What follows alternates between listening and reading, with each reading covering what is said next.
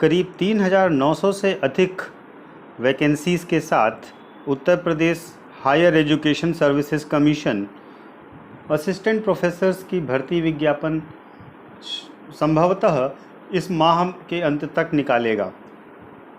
जैसा कि आप जानते हैं कि पिछले वीडियो में हमने इस संभावित परीक्षा के सिलेबस, उसकी रणनीति और उसके सिलेबस के पेपर पैटर्न के बारे में आपसे विस्तृत चर्चा की थी।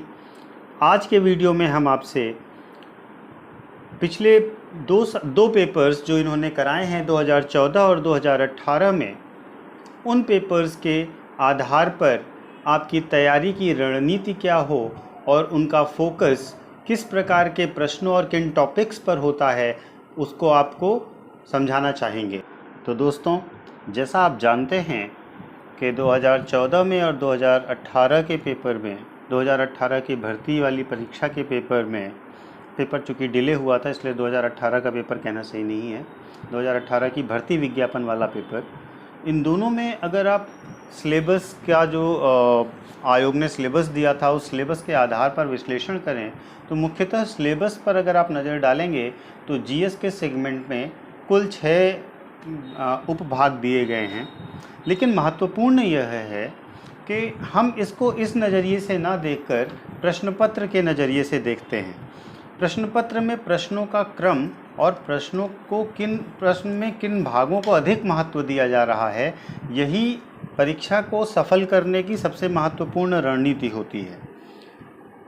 प्रश्नकर्ता किस पर फोकस कर रहा है, तो अगर हम इस चीज़ पर ध्यान दें तो सबसे पहले हमारा, अगर आप दोनों पेपर देखेंगे और अगर आपके पास ये पेपर्स नहीं हैं तो आप इंटरनेट से आसानी से इसे प्राप्त कर सकते हैं। अगर आप दोनों प्रश्न पत्रों को देखेंगे जो 2014 में हुआ और जो 2018 की भर्ती विज्ञापन का था, तो शुरुआती प्रश्न जो होते हैं वो यूनिट 2 से होते हैं। यूनिट 2 यानी कि टीचिंग और रिसर्च एप्टीट्यूड से।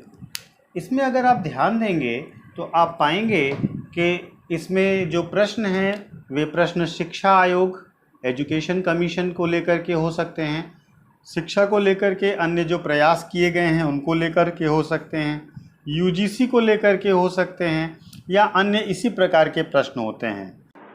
उदाहरण हेतु हम अगर वर्ष 2018 के प्रश्न पत्र में देखें तो पहला प्रश्न जो पूछा गया है वो Indian Education Commission 1964 to 66 was generally known as, यानी कि भारतीय शिक्षा आयोग जो 64 से 66 के मध्य था उसे सामान्य तौर पर किस नाम से जाना जाता है। दूसरा प्रश्न भी आप देखिए जो इसका है वो यूजीसी वॉज इस्टेब्लिश्ड इन, यानी यूजीसी की स्थापना कब की गई।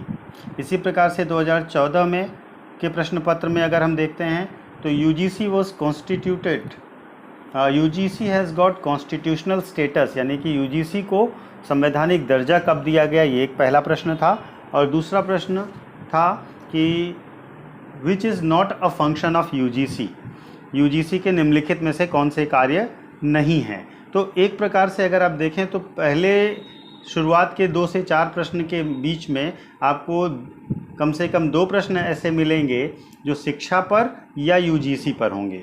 तो सबसे पहले हमें अपने नोट्स में तैयार करना होगा एजुकेशन के पोर्शन को। और अगर आप ध्यान देंगे तो आप पाएंगे कि अभी हाल में ही नई एजुकेशन पॉलिसी भी घोषित की गई है। तो अब आपसे जो प्रश्न पूछा जा सकता है वो नई एजुकेशन पॉलिसी के फीचर्स हैं, प्लस इसके पहले के एजुकेशनल डेवलपमेंट के लिए जो आयोग बने वो, और एजुकेशन को लेकर के स्वतंत्रता पूर्व जो प्रयास किए गए वो भी। तो एजुकेशन को लेकर के अब प्रश्नों की संख्या 3 से 5 के बीच में भी हो सकती है, इसलिए इस क्षेत्र पर आपको ध्यान देना होगा। इसी प्रकार अगर हम देखें तो यूनिट 2 के ही अन्य जो टॉपिक हैं जिनमें से टीचिंग मेथड्स, रिसर्च और डेटा, इनका भी लगभग 1 से 2 प्रश्न, इन 3 टॉपिक से कम 1 से 2 प्रश्न आपको दोनों साल के पेपर में मिल जाएंगे। पिछले पेपर्स को आप देखते रह सकते हैं इसके साथ साथ। तो कहने का मतलब यह है कि अगर हम यूनिट 2 को देखें तो लगभग 4 से 5 प्रश्न यूनिट 2 आपको हर हाल में देगा।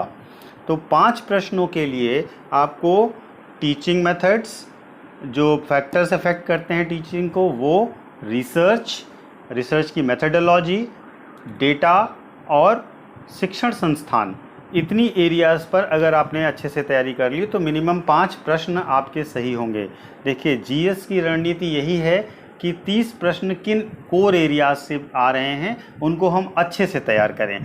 तो आज हमने आपको टीचिंग और रिसर्च एप्टीट्यूड वाली यूनिट को डिस्कस किया है और उसके आए हुए क्वेश्चंस मैंने आपको दिखाए हैं। अब आप इसी के हिसाब से समझिए कि हम आपको आगे जो प्रश्न देंगे उन प्रश्नों को हम लोग इसी प्रकार से हर एक यूनिट पर चर्चा करके देंगे।